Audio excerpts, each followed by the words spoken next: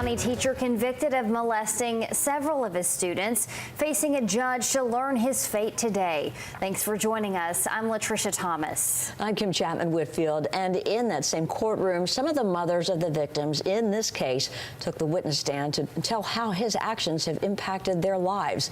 A judge sentenced Dwayne Sanders to 60 years in prison for his crimes. During his trial, several of Sanders' victims testified about the abuse in his classroom.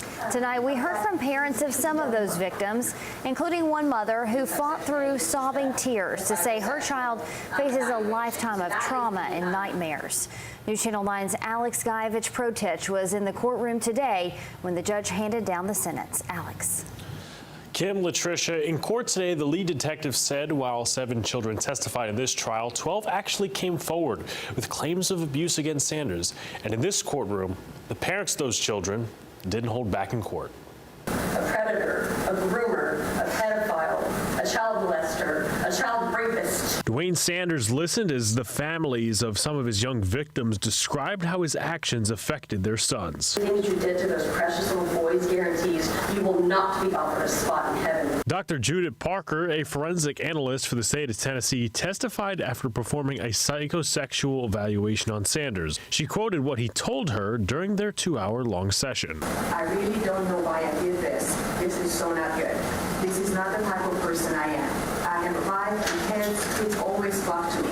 They want to be very touchy with me. She says he admitted to possessing 60 images of child porn and that she came to the conclusion he should not be around children unsupervised. We managed to paint them as consenting partners in something sexually deviant. The victims' parents expressed their gratitude towards the group the district attorney called the Heroic Seven, the victims who came forward to testify while pulling no punches towards the man who took advantage of their children. I hope my children never think of you again. I asked my son what he wanted to happen to Mr. Sanders.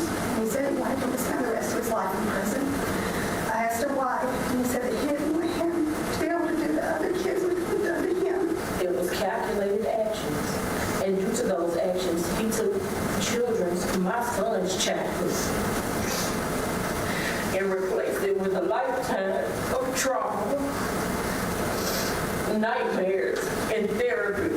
Some parents left the stand crying while others cradled their loved ones. Hours later, Sanders was sentenced to 60 years in prison. I ask that you never see the light of day again outside that prison.